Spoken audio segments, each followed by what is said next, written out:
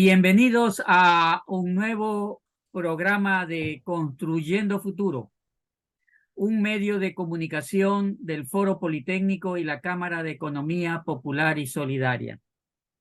Hoy tenemos como invitado al periodista Javier Lazo con el tema ¿Hacia dónde camina el Ecuador? Estamos al momento con un gobierno de transición. El, el Ecuador en sus fases históricas ha tenido muchas transiciones y no solo entre civiles, sino entre militares, transiciones entre un grupo militar a otro grupo militar. Hoy tenemos otro evento de transición gubernamental en el Estado ecuatoriano. Estimado Javier, escuchamos. Muchas gracias, Alejandro. También lo veo a Eduardo Barredo. Saludos a él. Creo que se va a incorporar luego Jorge Jarrín. Y sí, para mí es placentero, es un honor estar conversando con ustedes, con la comunidad del Foro Politécnico. Y la pregunta es, ¿hacia dónde va el Ecuador? Eh, para decirlo. Primera aclaración pequeñita, Alejandro. No soy periodista. Yo me reconozco comunicador porque nunca estudié periodismo. Estudié Derecho en la Católica de Guayaquil porque, digan lo que digan, a veces con un poquito de mala fe, yo sigo siendo guayaquileño, ¿no? Aunque vivo muchos años acá en Quito, mi padre era quiteño.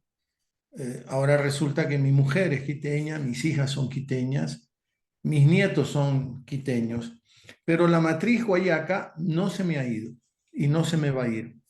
Esa es la marca de identidad mía, el barrio Orellana, el Estero Salado, el Colegio Nacional Vicente Rocafuerte, sí, la Universidad Católica Santiago de Guayaquil.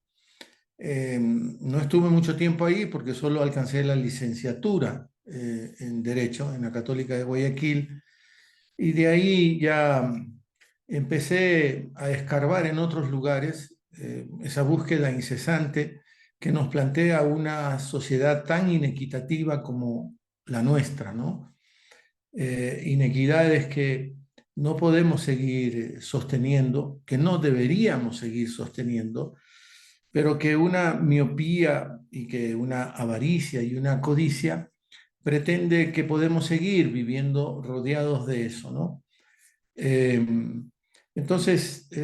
soy guayaquileño y comunicador, eso sí, porque ya voy cercano a los 40 años intentando comunicar y me he valido de los estudios en Derecho, en Economía y en Ciencias Sociales, porque mi maestría la hice en la Facultad Latinoamericana de Ciencias Sociales. Soy creo que la segunda generación de la Flaxo de Ecuador. Gonzalo Abad era el director en aquella época. Lamentablemente Gonzalo desapareció ya, no está aquí. Pero tuve estupendos maestros.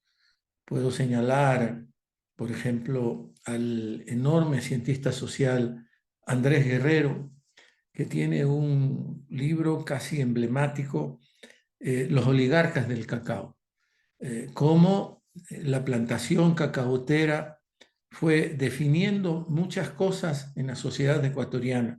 Cómo es interesante hacer el análisis de la hacienda serrana a la plantación costeña cacaotera, sobre todo, que nos empieza a acercar las formas capitalistas a la sociedad ecuatoriana.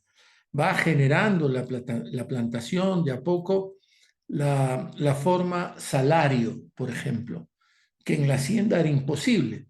El dueño de la hacienda andina, serrana, le entregaba al trabajador de la hacienda un pedazo de tierra, el Huasipungo, para que de ahí se provea de su sustento diario. Eso es el colmo, ¿no? O sea, Marx habrá dado pataletas en su tumba, ¿no? Porque ya era la forma más descarada de que el trabajo subsidie al capital o subsidie al dueño, al propietario. En la plantación las cosas van cambiando, aunque existe la tienda de raya, por ejemplo, ¿no? Que es un mecanismo también para tener subordinado al trabajador de la plantación cacaotera. Todo esto lo describe muy bien Andrés Guerrero en Los oligarcas del cacao. Estupendo maestro que tuve en Flaxo, Juan Pablo Pérez Sainz, un español que fue mi maestro también en Flaxo. Así que ha sido una rara mezcla de ciencias sociales lo que me ha permitido intentar comunicar, no el periodismo, ¿no? Y a estas alturas digo, enhorabuena que no estudié periodismo, no quiero ofender a ningún periodista, pero es que sostengo para mí que el periodismo, no solo en Ecuador, sino en buena parte de este planeta, está viviendo su peor momento, ¿no? Han perdido las razones deontológicas, el periodista no sabe para qué es periodista, el periodista se ha confundido y cree que dicta sentencias, condena a las personas. Es muy perverso lo que ha venido haciendo el periodismo en el Ecuador, lo que hemos llamado el lawfare, la guerra jurídica, que se ha utilizado no para enfrentar al otro político, al que lo tienes que enfrentar con ideas, con debates, sino para aniquilarlo y acabar con él.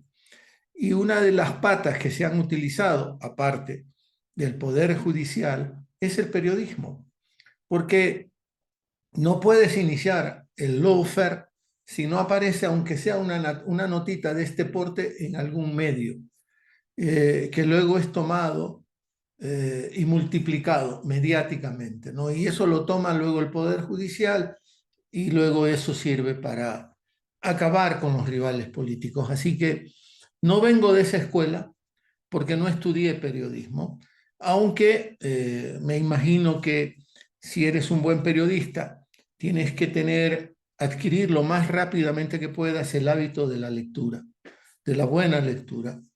Yo me imagino que un buen periodista tiene que, por ejemplo, entre otras cosas, por supuesto, novela, cuento, poesía, pero creo que también mucha filosofía. Leer, leer, leer y leer.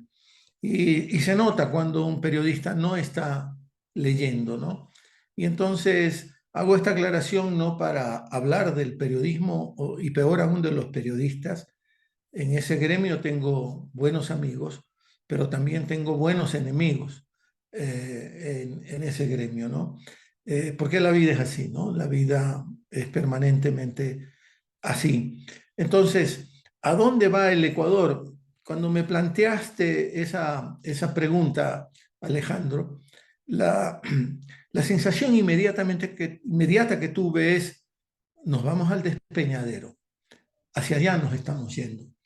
Ya son muchos años con esta descomposición, ¿no? Podrán decirme que soy un correísta insumiso. Yo digo, no me tengo que defender de una supuesta acusación de ese tipo. Pero yo sí quisiera que primero me digan qué es ser correísta, ¿no? Para saber si acepto ser o no ser correísta. He dicho, si ser correísta es privilegiar la inversión social, soy correísta entonces. Si ser correísta es birlarse 70.000 millones de dólares, como dicen que se llevó el correísmo, entonces no soy correísta, ¿no? Porque no estoy de acuerdo con la corrupción tampoco.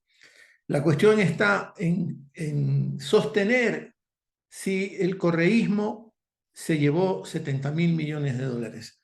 No admite la más mínima prueba una sentencia así, porque Ecuador está dolarizado, pues 70.000 millones de dólares, la dolarización no hubiese aguantado eso, se hubiese caído la dolarización. No olvidar que a Rafael Correa se lo condena en el famoso caso Sobornos, que empezó como caso Arroz Verde, y que es un crédito que obtuvo de unas mismas fuentes que fueron creando los mismos coidearios de, en esa época, Alianza País, hoy Revolución Ciudadana, quienes le hacen un préstamo de $6.000.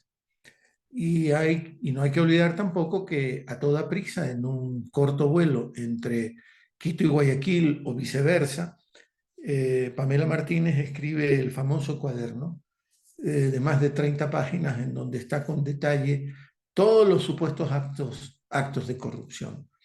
Entonces, no me aclaran eso, el debate no puede ser llevado adelante, ¿no?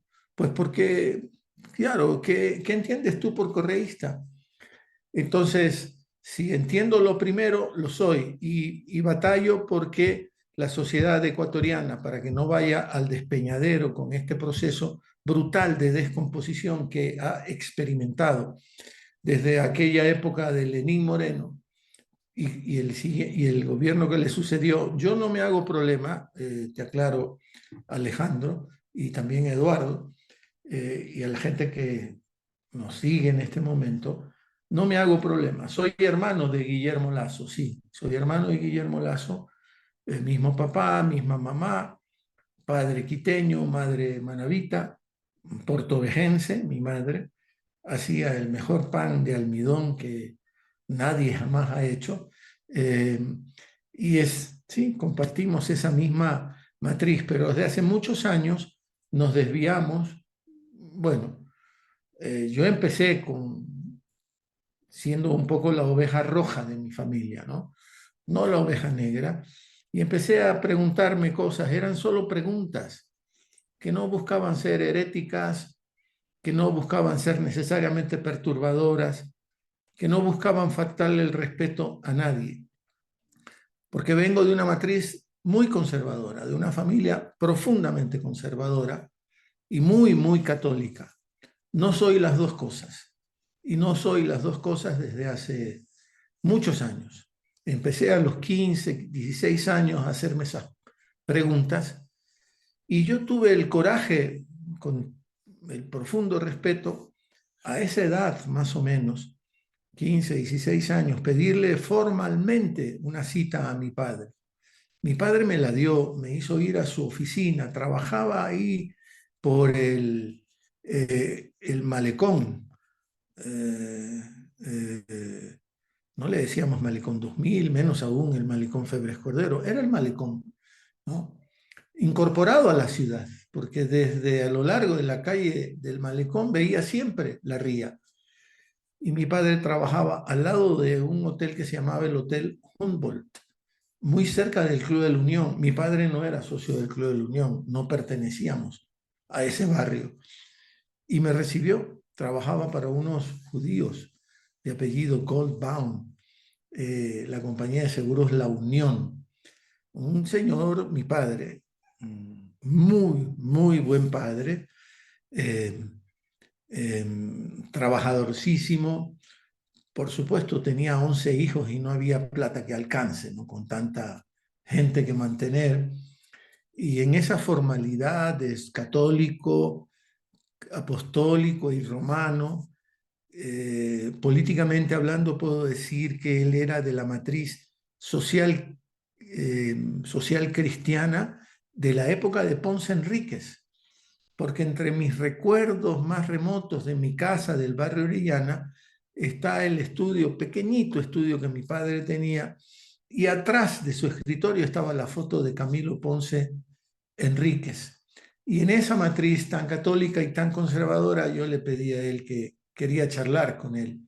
Y, y me dijo, me citó a su oficina, y lo que fui a decirle, yo a veces le digo a mi compañera de toda la vida, con la que tengo 4 hijas y vamos por el 6º nieto, le digo, a veces quisiera haberme grabado cómo me salía la voz enfrentando a mi padre, que era todo un monumento para mí, y yo le fui a decir que yo ya no era católico, que yo ya no quería ir a misa y que ya no me obligue a ir a misa, porque mi padre, él era el encargado temprano los domingos llevarnos a misa.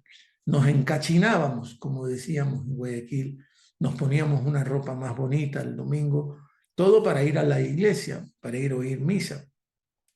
Y mi padre también era el encargado de hacernos rezar el rosario, porque en la década de los 60, ustedes no lo recuerdan, que son más jóvenes que yo, creo, eh, vino acá la misión, una misión del padre, ¿cómo se llamaba?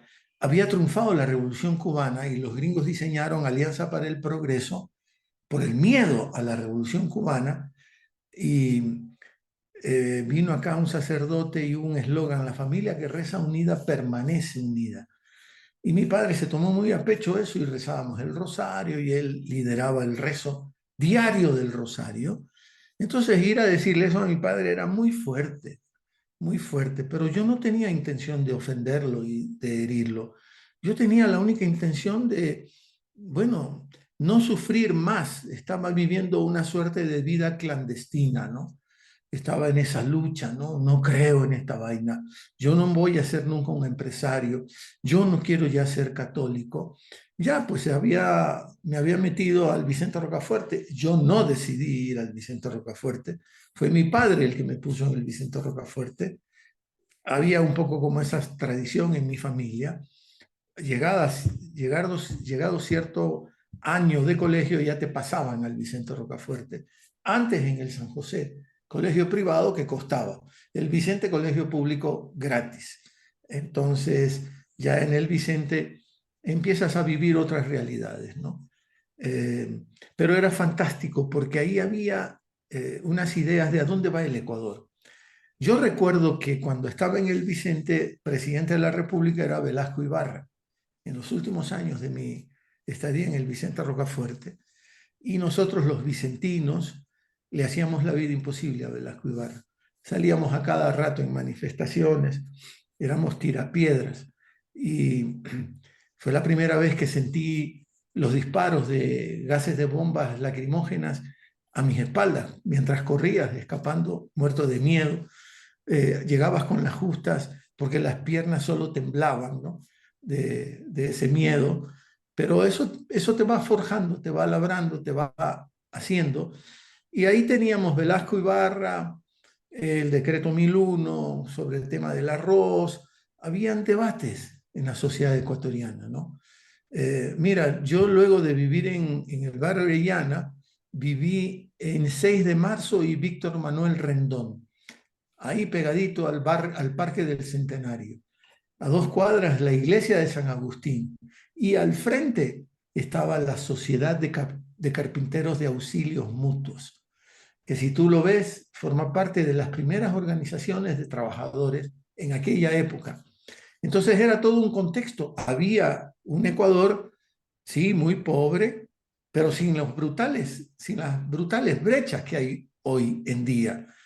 Había medios, sí, pero no había estos medios que hay hoy que lo copan todo, ¿no? No había redes.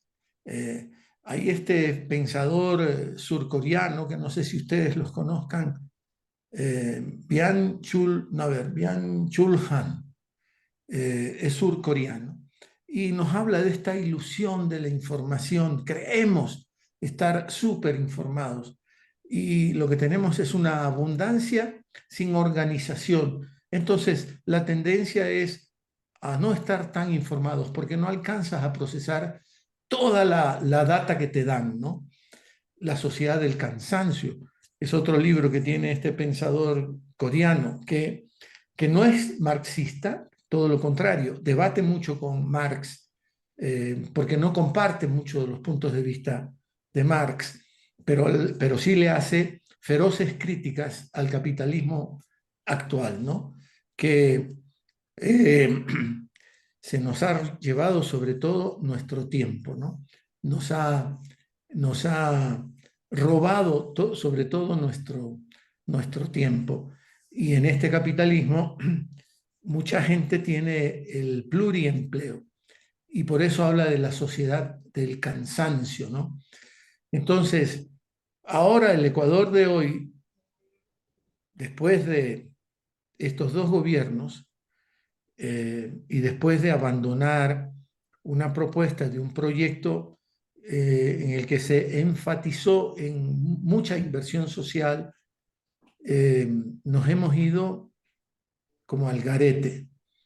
Hemos perdido la inversión social.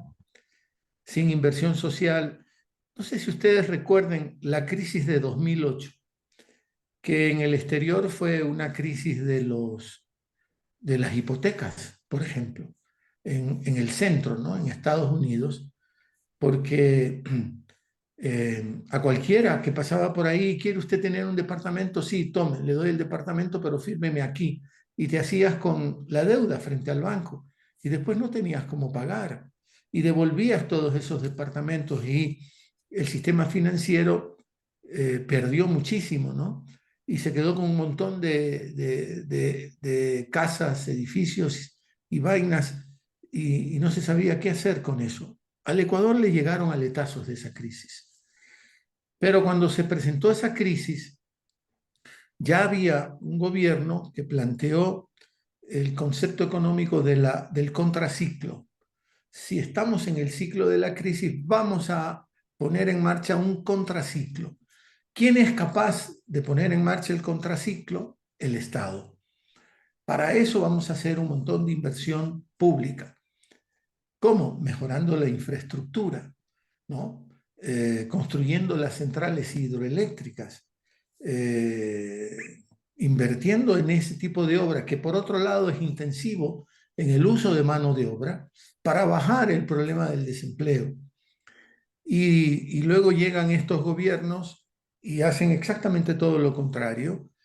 Se pierde empleo, se pierde calidad de vida, se pierde la inversión social, se deteriora toda la infraestructura que se había construido y estamos en donde estamos.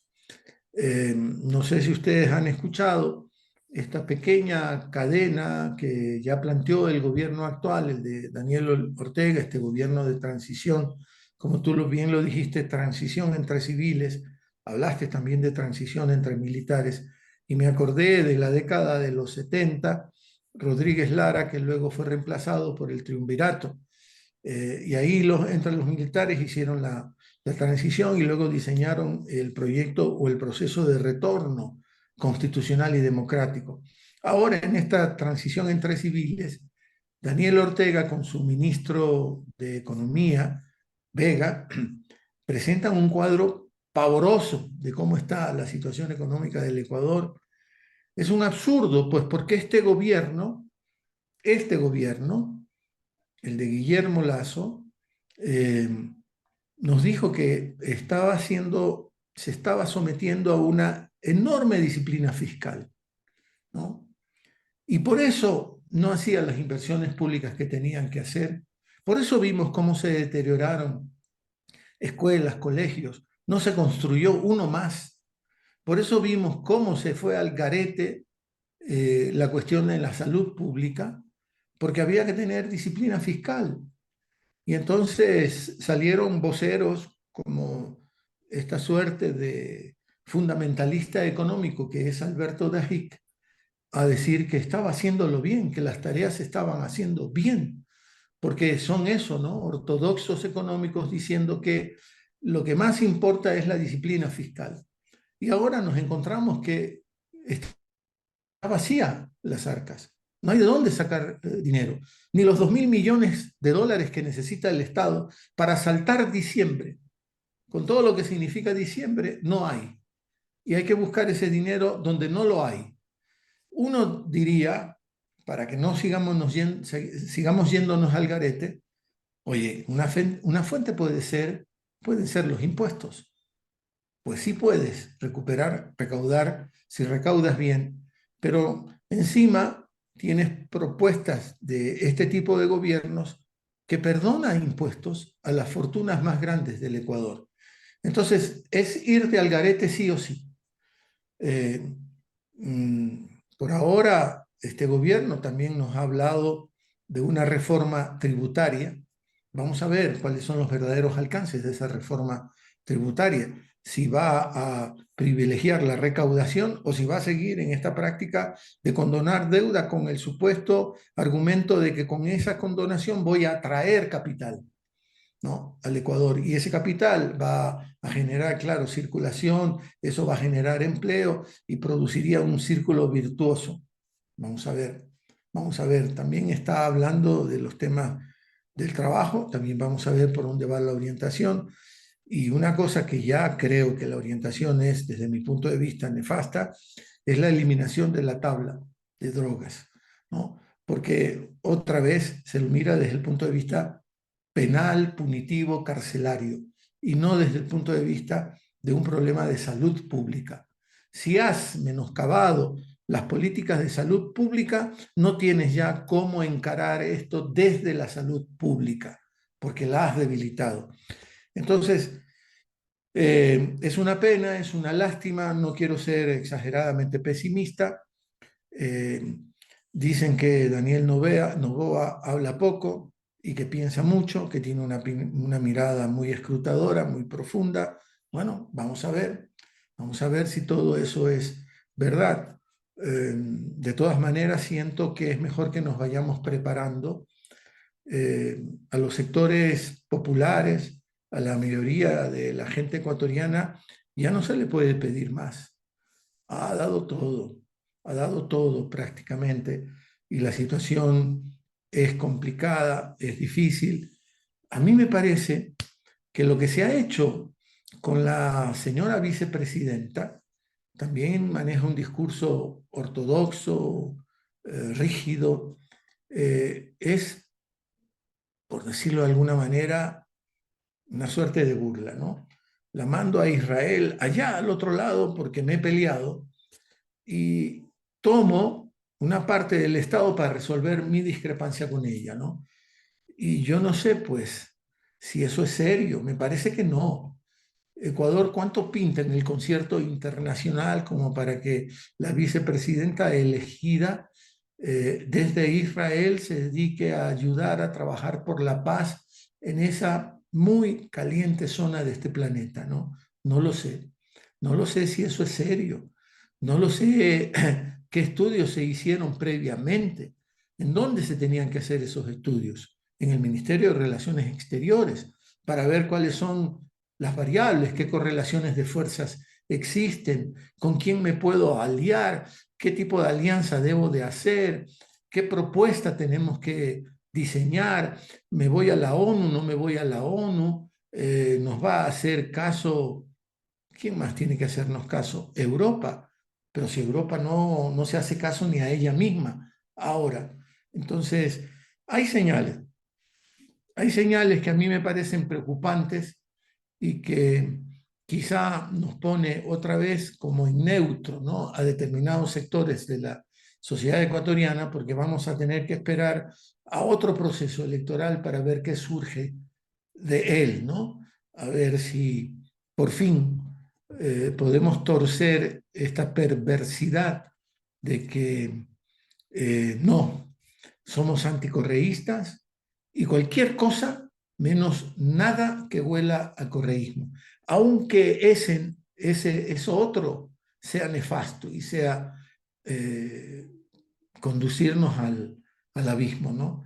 En esa situación estamos, a ese punto hemos llegado y es dolorosísimo reconocer que eso nos está pasando, porque aun cuando eh, se tenga, porque los medios han logrado hacer su trabajo, ese conglomerado mediático, ¿no?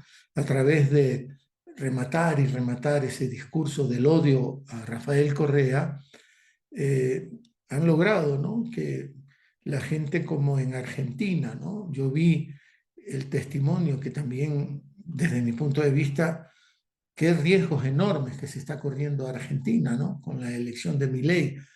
Y yo vi vísperas de las elecciones de este balotaje, como llaman ellos, segunda vuelta a nosotros, a una mujer bien pobre que le decía, señora, ¿usted recibe subsidios? Sí, por supuesto. Esto era a la entrada de un bus, un colectivo, como dicen allá, como decimos en Guayaquil. Eh, sí, así que los subsidios le importan mucho. Yo sin los subsidios no puedo vivir, no puedo vivir sin los subsidios.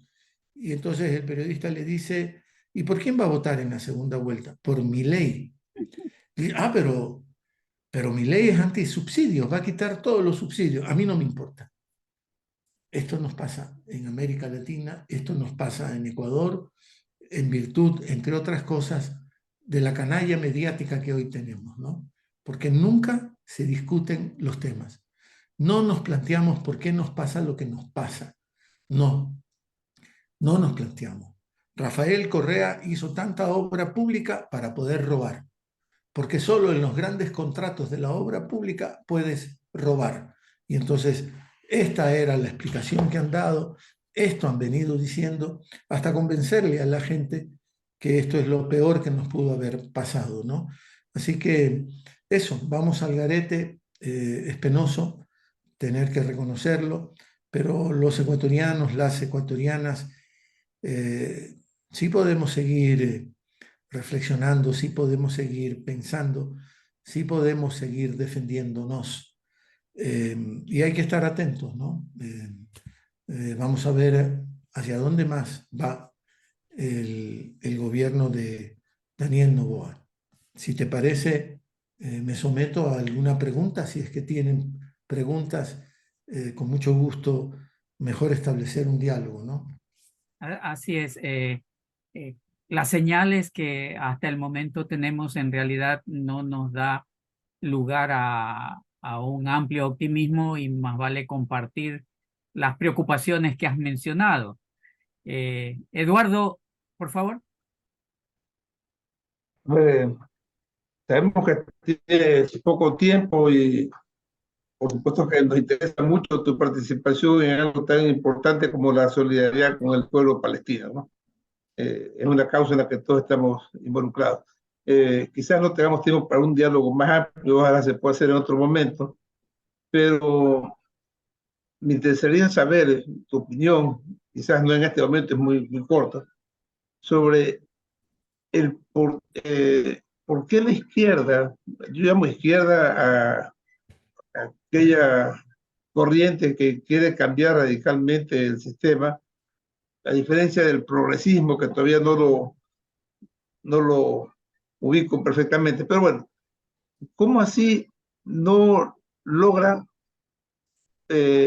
desarrollar en la colectividad una conciencia mayor sobre todo de solidaridad? Yo creo que me parece a mí, te dejo como una inquietud, de que muchas de las luchas de la izquierda han sido reivindicativas. O sea, yo quiero que me suban el salario, que me suban el precio del arroz, que los profesores por acá, pero creo que no se ha promovido suficientemente la solidaridad social, el sentido de no buscar el interés personal, sino el interés de la comunidad. Y entonces nuestra población, yo siento que hay muy poca conciencia social, ¿verdad? Y mucho búsqueda de el lucro individual y la solución personal, y eso lo hace que uno caiga fácilmente en seguir a cualquiera de estos aventureros, ¿no? Pero el caso de Bolsonaro, el caso de Milei, y tanta cosa, tanto desastre que ha habido, ¿no? Pero mi inquietud es, ¿qué pasa con la izquierda? ¿Qué pasa con los pensadores de izquierda? ¿Qué falla han tenido en no poder promover una mentalidad, una conciencia social más desarrollada que permita soportar un proceso de cambio más importante, ¿no? Es una preocupación grande que creo que es para toda América, ¿no? Yo creo que es una preocupación clave, básica. Está en la esencia de lo que deberíamos de hacer para tratar de vivir otros procesos electorales, porque la democracia que nos ha tocado vivir se nutre de las elecciones, ¿no? Y en efecto, a mí me parece que la izquierda ha tenido miedo incluso de decir las cosas por su nombre, ¿no? Ha adoptado por discursos también medio eufemísticos, ¿no? Eufemísticos. En el reciente proceso electoral teníamos un candidato, hoy presidente, que viene de una matriz también plantación bananera, sabiendo como sabemos que ahí se contrató trabajo infantil, que en la plantación no se respetan siempre todos los derechos de los y las trabajadores. Y sin embargo, no encaramos ese tema. preferimos saltarlo, preferimos no enfrentar eso, ¿no? Como para resolver esta profunda dicotomía que de todas maneras tenemos entre el capital y el trabajo. No digo que necesariamente eches mano del instrumental marxista y digas solo el trabajo genera valor y el capital se apropia del plus valor. Entonces, chuta, entras en un terreno de explicaciones marxistas que no necesariamente sean las que necesitamos. Aunque yo sigo pensando que el marxismo es el mejor instrumento para entender el funcionamiento del capitalismo. Pero en la realidad latinoamericana, en la realidad ecuatoriana, hemos abandonado un discurso que desvele claramente en dónde están tus intereses. ¿Por qué no puedo votar por este candidato porque representa esto, esto y lo demás acá? No lo decimos. Hemos optado, como digo yo, por esa suerte de miedo, ¿no? Y tenemos a la canalla mediática marcándote la cancha, diciéndote eso, marcándote la cancha, ¿dónde están los límites? Y a mí me parece que en eso la izquierda ha fallado muchísimo. Tenemos que volver a los orígenes y recuperar el verdadero discurso de la izquierda, ¿no? Claro que a eso ha contribuido la debilidad de hoy en día de algunas organizaciones de izquierda, organizaciones incluso de trabajadores, que ya no tienen el peso que tenían antes, y eso quizá ha hecho que se pierda de vista. Tienes Realidad Ecuatoriana, Partido Socialista, que en dónde está, haciendo alianzas con quién está ese partido, ¿no? Entonces, sí, hemos caído en ese vacío de la izquierda, ¿no? Y esa es una reflexión súper importante que tiene que hacer la izquierda. Prefiero perder siendo auténticamente izquierda, ¿no?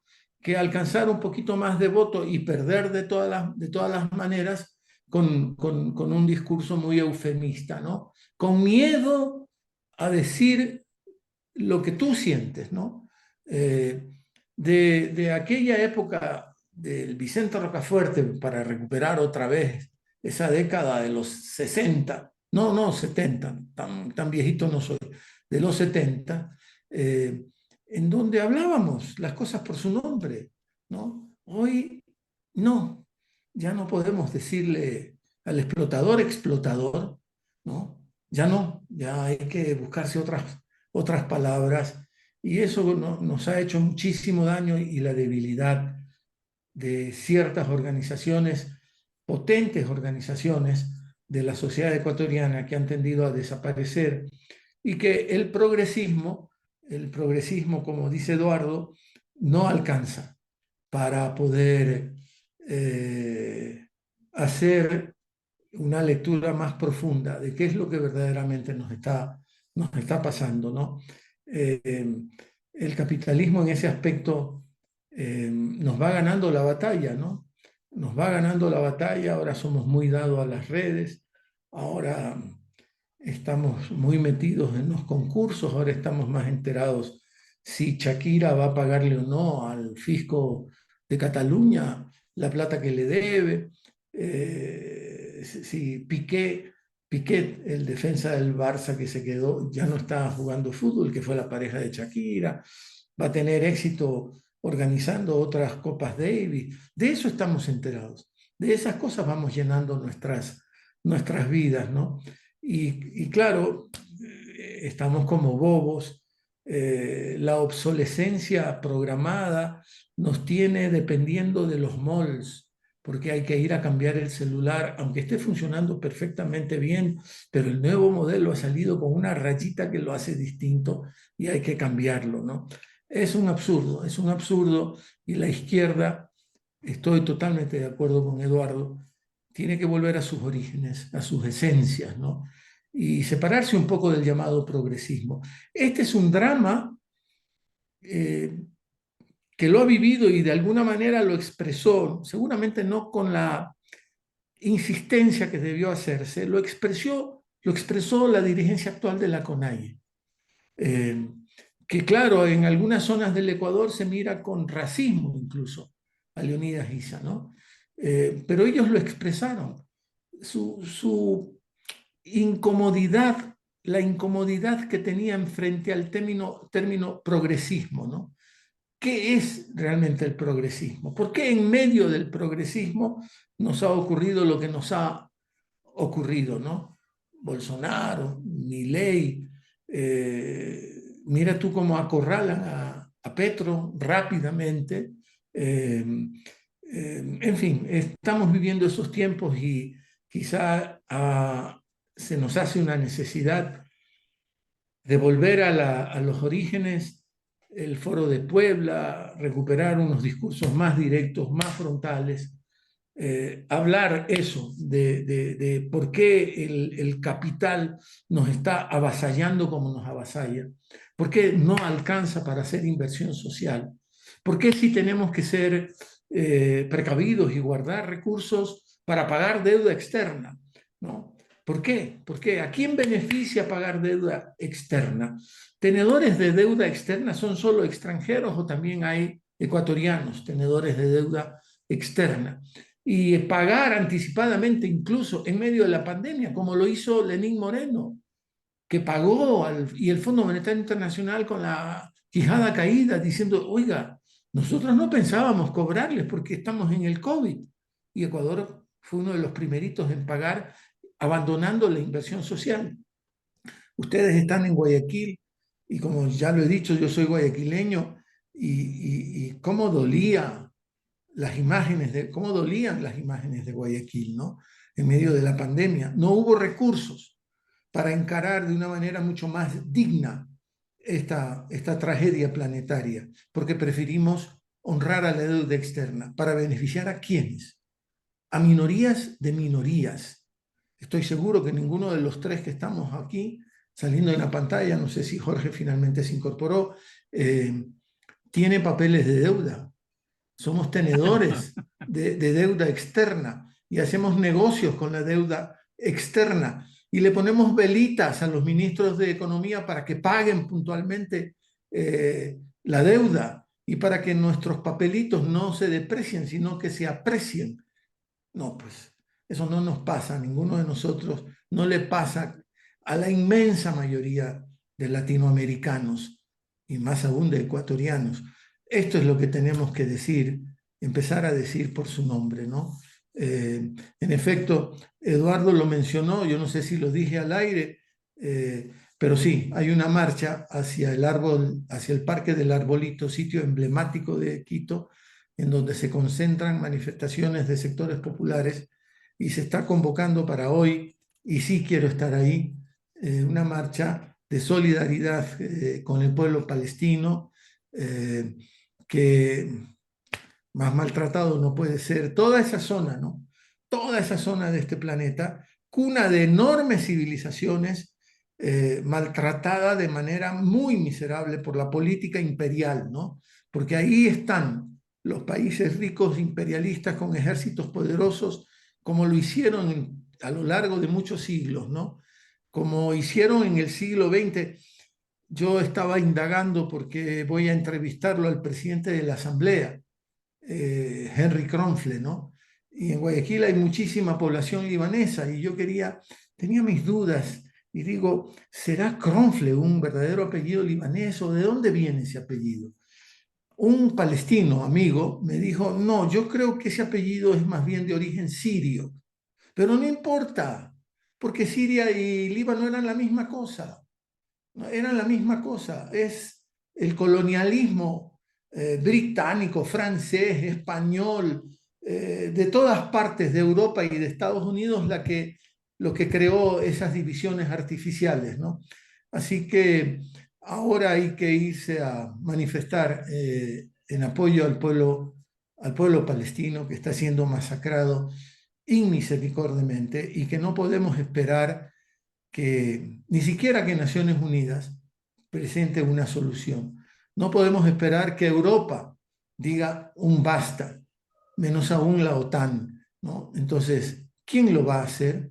¿Qué vamos a esperar la desaparición total de Palestina? Esa es la solución que no es lo mismo judío que sionista, ¿no? Hay que tener eso muy claro, ¿no?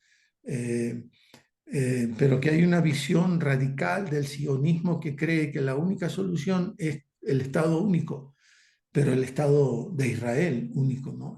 Asentado en unas tierras que desde el origen están ahí los palestinos. Entonces creo que hay que ir a manifestarse. Gracias, Javier. Muy enriquecedora tus opiniones. Nos has descrito la realidad en que se encuentra el Ecuador y en qué situación nos encontramos. Y de paso, en medio de un escenario geopolítico muy complicado en los presentes momentos. Te quedamos muy agradecidos y esperamos contar con tu presencia en una próxima oportunidad. Muchas gracias a ti, Alejandro, muchas gracias a Eduardo, que ustedes han planteado. Habría que tener una próxima oportunidad sin estas prisas de hoy día, ¿no? Así que el agradecido soy yo. Por si acaso, yo soy del 50. Yo en el año, yo soy nacido en el año 50 en Guayaquil, en Escobedo de Peicasa, y conocí muy bien las manifestaciones de los vicentinos del 61 y los del 69, 70, 71, hasta el 72. A lo mejor en alguna de esas marchas, esa bomba lacrimógena también estaba yo cerca por ahí. Eres un poquito mayor que yo, así que, pero seguramente hemos vivido experiencias similares. Eduardo, yo llegué a bañarme cuando vivía en Guayaquil por el barrio Orellana, en algún brazo del Estero Salado. ¿Ah? Llegué a bañarme ahí. Y por eso digo que qué burguesía tan miope la de Guayaquil, ¿no? Que no supo preservar esas cosas. ¿Tú te imaginas a Guayaquil desarrollada también, entre otras cosas, alrededor de los brazos del estero Salado, pero no contaminado como es ahora, ¿no? Porque claro, están asentamientos de sectores muy pobres ahí, pero que tampoco le pueden sacar gran ventaja al estero Salado. Entonces, claro, yo me llegué a bañar ahí, Eduardo. Yo no sé si tú, yo como vicentino nos escapábamos de clase porque también hacíamos malacrianzas y nos íbamos a remar al estero Salado. Y ahí era una de las cosas que hacíamos cuando nos escapábamos de clases en el Vicente Rocafuerte, ir a remar al estero Salado ahí por el puente 5 de junio. Era otra vida la de Guayaquil. Yo recuerdo haber ido a playas, Guayaquil Playas, para ir a la playa, que era la más cercana en aquella época, y cuando salías del barrio Orellana, inevitablemente tenías que coger 9 de octubre y salir a Carlos Julio Arosemena, o sea, la vía a la costa, y pasabas por el puente 5 de junio, y veías a los clavadistas tirándose desde el puente 5 de junio a este brazo. O sea, ese Guayaquil, como quisiera que vuelva, ¿no? Pero una miopía de las llamadas élites, élites realmente muy poco amantes de este sentimiento ecuatoriano, ¿no? Élites que solo podríamos llamar las élites económicas, ¿no?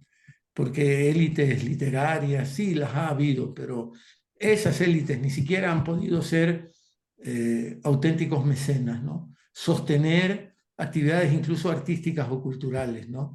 ¿Por qué? Por la gana que tengo de que haya expresiones artísticas, porque en una sociedad debe haber calidad en las expresiones artísticas. En fin, ya esto da para conversar en otro momento.